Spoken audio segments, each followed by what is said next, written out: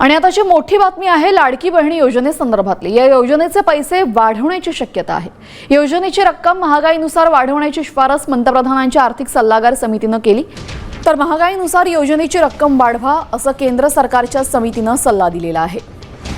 पंतप्रधानांच्या आर्थिक सल्लागार समितीकडून या योजनेचं समर्थन करण्यात आलेलं आहे।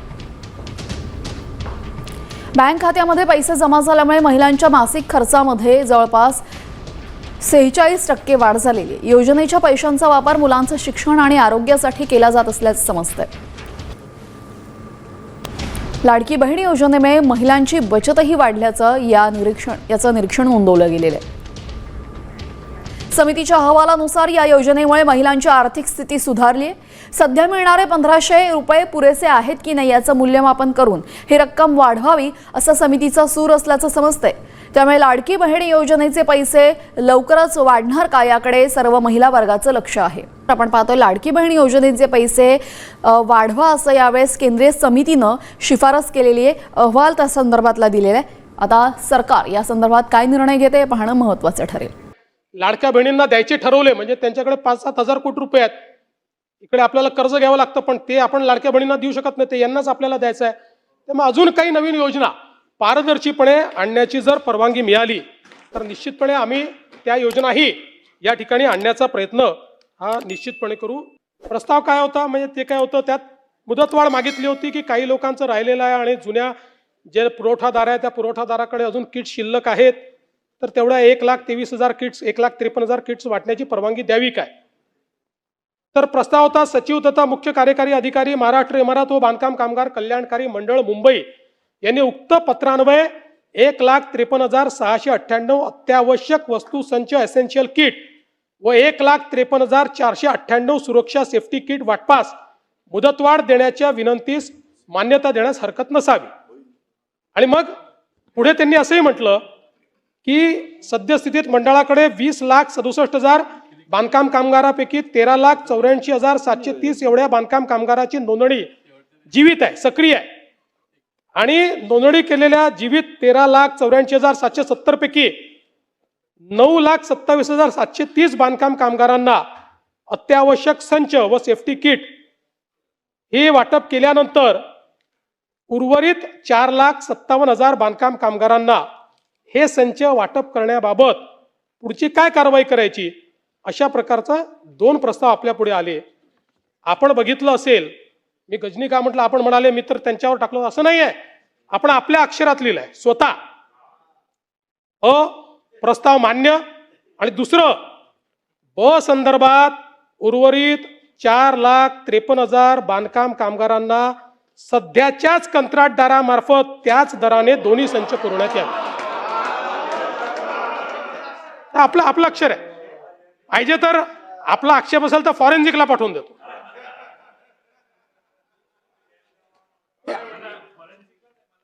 तुम्हाला पाठवतो। नाही, मी आपल्या हेतूवर शंका घेत नाही। म्हणजे असं आपण बेनोव्हेलंट लोक आहोत, आपल्याला असं वाटू शकतं की 4,53,000 कामगार राहिले आहेत आणि मग पुढची प्रक्रिया करायला वर्ष जाईल, त्यामुळे देऊन टाका बाबा।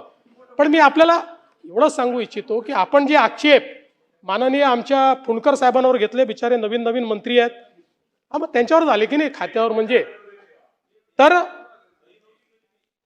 हे ठीक आहे।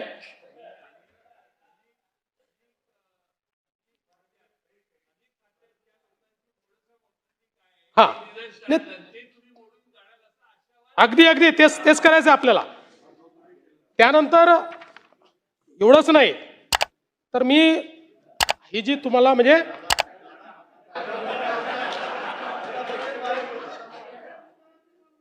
नाही, आणि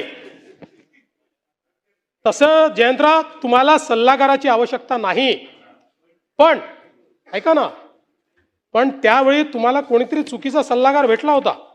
याचं कारण ही जी काही आपण कामगारांची तपासणी करतो, या तपासणीच्या संदर्भातले त्याच वेळी एक टेंडर होतं नोंदित कामगारांच्या आरोग्य तपासणीच्या संदर्भातलं, आणि त्याच्यामध्ये काय करावं असं सगळ्या गोष्टी होत्या। मग याच्यामध्ये काहीतरी वाढ करावी अशा प्रकारचा एक प्रस्ताव आपल्याकडे आला आणि त्या सगळ्याला म्हणजे वाढीवला तर आपण मान्यता दिलीच, पण त्यासोबत या ठिकाणी आपण काय लिहिलं त्याच्यावर?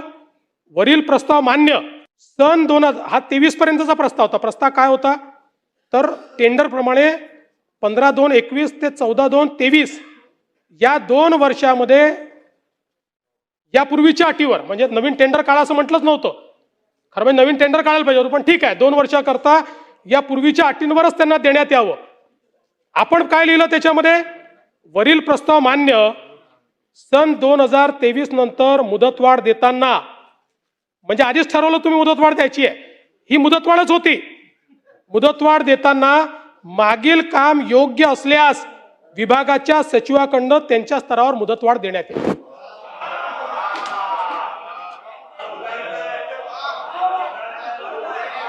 नाही हा नाही जयंतराव, योग्य असल्यास हे कसं देता येईल मला सांगा.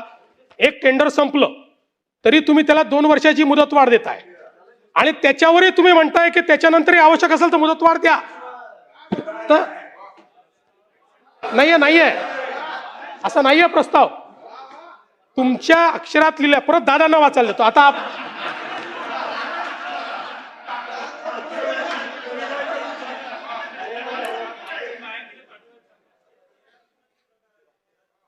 परत मला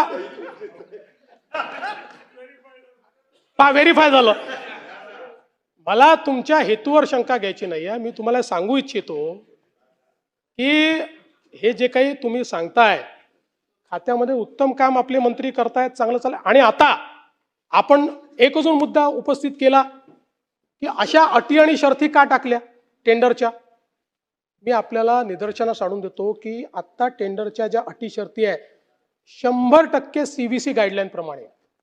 त्याच्यात डायल्युशन जर केलं तुम्ही म्हणताय ते, तर CVCच्या गाईडलाईनचा त्या ठिकाणी भंग होईल आणि म्हणून CVCच्या गाईडलाईन प्रमाणे अटी व शर्ती टाकून याचं टेंडर होत आहे.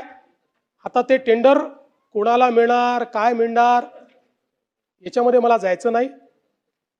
जो पात्र असेल त्यांनी ते टेंडर भरावं आणि ते टेंडर घ्यावं. इथे कुठेही रिगिंग याचं करण्यात येणार नाही. आणि मी त्या दिवशी तुमच्या प्रश्नाच्या उत्तरात सांगितलं की भांडे वाटप वगैरे या ज्या आपल्या अतिशय लोकप्रिय स्कीम्स आहेत याच्यामध्ये काही पारदर्शिता आणण्याची आवश्यकता आहे.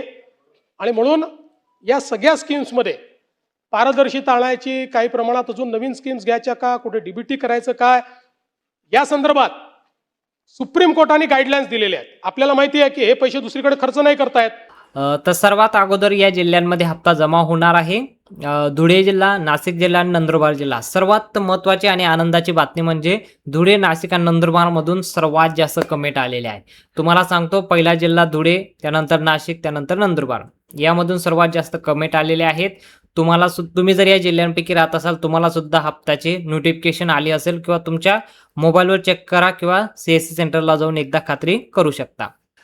तर पुढील जिल्ह्यांची नावं आहे जळगाव, अहमदनगर आणि बीड. या 3 जिल्ह्यांपैकी जर तुम्ही राहत असाल तर तुमच्यासाठी सुद्धा आनंदाची बातमी आहे, कारण आजपासून या 3 जिल्ह्यांमध्ये सुद्धा हप्ता सुरू करण्यात आलेला आहे.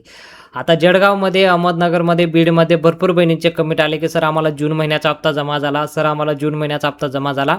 अशा पद्धतीने कमेंट आपल्याला पाहायला मिळत आहे. तुम्ही जर या 3 जिल्ह्यांपैकी राहत असाल तुम्हाला सुद्धा हप्ता जमा झाला असेल. नागपूरमध्ये राहत असाल, नांदेडमध्ये राहत असाल किंवा कोल्हापूर जिल्ह्यामध्ये जरी राहत असाल तरी देखील तुमच्यासाठी आनंदाची बातमी आहे, कारण या 3 जिल्ह्यांमध्ये सुद्धा हप्ता वितरण करण्यात आलेला आहे. यवतमाळ, बुलढाणा आणि संभाजीनगर. आता या 3 जिल्ह्यांमध्ये सुद्धा हप्ता जमा होताना दिसून येत आहे. आज सर्वात जास्त महत्त्वाची आणि आनंदाची बातमी मी तुम्हाला सांगतो की लाडक्या बहिणींना जो हप्ता जमा व्हायला सुरुवात झालेली आहे या 12 जिल्ह्यांमध्ये. जून महिन्याच्या हप्त्याचे सर्वात जास्त कमेंट आलेली आहे या 12 जिल्ह्यांपैकी. आणि या 12 जिल्ह्यांची जे अपडेट आलेले आहे की या 12 जिल्ह्यांमध्ये सर्वात अगोदर हप्ता वितरण केला जाणार आहे. आणि खरोखर या जिल्ह्यांमध्ये आपल्याला अपडेट पाहायला मिळतोय. आणि अपडेट ती जून महिन्याची आहे. जुलै महिन्याचे सुद्धा आता लाडक्या बहिणींचे कमेंट यायला सुरू झाले की सर आम्हाला सर्वात अगोदर 1500 रुपये जमा झाले, त्यानंतर परत 1500 रुपये जमा झाले. तर तुम्हाला सांगतो, लाडकी बहीण योजनेचा पहिला हप्ता असणारे जून महिन्याचा आणि दुसरा असणारे जुलै महिन्याचा, म्हणजे एकत्र तुम्हाला हप्ता 3000 रुपये जमा होणार नाही. तुम्हाला 2 टप्प्यात हप्ता वितरण केला जाणार आहे. पहिला टप्पा असणार आहे तो जून महिन्याचे 1500 रुपये आणि दुसरा असणार आहे जुलै महिन्याचे 1500 रुपये. असं 3000 रुपयाची रक्कम तुमच्या खात्यात जमा होणार आहे. तुम्ही जर या 12 जिल्ह्यांपैकी राहत असाल तर तुम्हाला आज जमा होणार आहे आणि जर तुम्ही अदरवाईज दुसऱ्या जिल्ह्यात राहत असाल 24 जिल्ह्यांपैकी तर तुम्हाला उद्या आणि परवा या 3 दिवसामध्ये कंप्लीट होणार आहे. आणि आज जास्त आनंदाची बातमी असं आहे की लाडक्या बहिणी भरपूर दिवसापासून प्रतीक्षा करत होते कधी हप्ता जमा होणार आहे. अखेरकार आज खरं अर्थाने तुमच्या प्रतीक्षेला ब्रेक लागलेला आहे. आणि एक महत्त्वाची बातमी, भरपूर बहिणींचे कमेंट येत आहे की सर आम्हाला लाडकी बहीण योजनेचा मागील हप्ता भेटलेला नाही, म्हणजे मे महिन्याचा हप्ता भेटलेला नाही, काही बहिणींना एप्रिल महिन्याचा भेटलेला नाही. अशा पद्धतीने ज्या बहिणींचे कमेंट येत आहे त्यांना सांगू शकतो की लाडक्या बहिणींनो, तुम्हाला जर हप्ता भेटला नसेल तर तुम्ही एकदा तुमच्या जिल्ह्यामध्ये, प्रत्येक जिल्ह्यात एक विभाग आहे, महिला व बाल विकास विभागाचे एक ऑफिस आहे, प्रत्येक जिल्ह्यात आहे.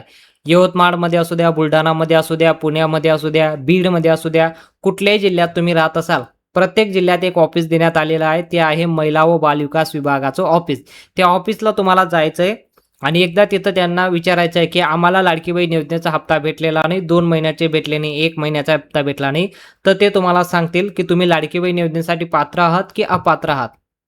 जर तुम्ही लाडकी बहीण योजनेसाठी अपात्र ठरले असाल तर तुम्हाला हप्ता जमा होणार नाही आणि जर तुम्ही पात्र असाल तर तुम्हाला हप्ता, मागील हप्ता राहिला असेल तो सुद्धा हप्ता तुमचा जमा होणार आहे.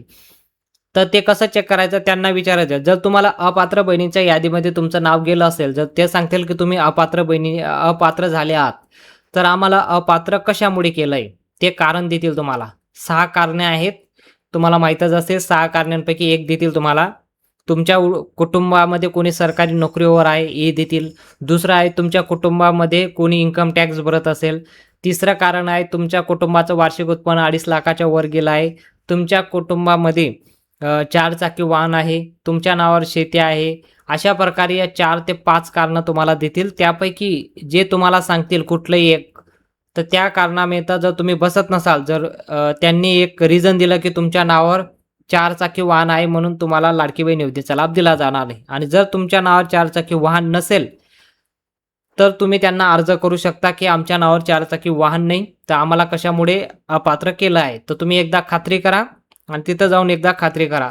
4 चाकी वाहन असो किंवा टॅक्स भरलेला असो, तो तुम्ही त्यांना सांगायचं आम्ही कुठल्याही प्रकारचा टॅक्स भरलेला नाही, आम्हाला पात्र बहिणींच्या यादीमध्ये नाव टाका. तुम्ही जर खरोखर पात्र असाल, जर तुमच्या नावावर खरोखर काही प्रॉपर्टी नसेल, काही जमीन नसेल, कुठला टॅक्स भरत नसेल, तुमच्या कुटुंबामध्ये कोणी सरकारी नोकरीवर नसेल, तर तुम्हाला नक्कीच लाभ दिला जाणार आहे. आणि चुकून तुमचं नाव अपात्र बहिणीच्या यादीमध्ये गेलं असेल तर त्यांना एकदा खात्री करायला लावा की आम्हाला अपात्र बहिणीच्या यादीमध्ये चुकून नाव गेलेलं आहे, तर आम्हाला पात्र बहिणीच्या यादीमध्ये आमचं नाव टाकून द्या, असं तुम्ही त्यांना सांगू शकता. एकदा अर्ज करावा लागेल, अर्ज करून तुम्ही ती माहिती घेऊ शकता. प्रत्यक्ष एकदा तुम्ही भेट द्या. या भेट देणं खूप महत्त्वाचं आहे, कारण प्रत्येक विभागामध्ये जे ऑफिस आहे तुमच्यासाठी केलेलं आहे. महिलांसाठी, लाडक्या बहिणींसाठी ऑफिस आहे आणि तुम्ही एकदा खात्री करा, एकदा चौकशी करा, कारण तुमच्यासाठी ऑफिस आहे आणि तुमचा जर लाभ बंद झाला असेल तुम्ही एकदा तिथं जाऊन चौकशी करू शकता. ही माहिती जास्तीत जास्त बहिणींपर्यंत शेअर करा, जेणेकरून सर्वांना ही माहिती पोहोचली पाहिजे.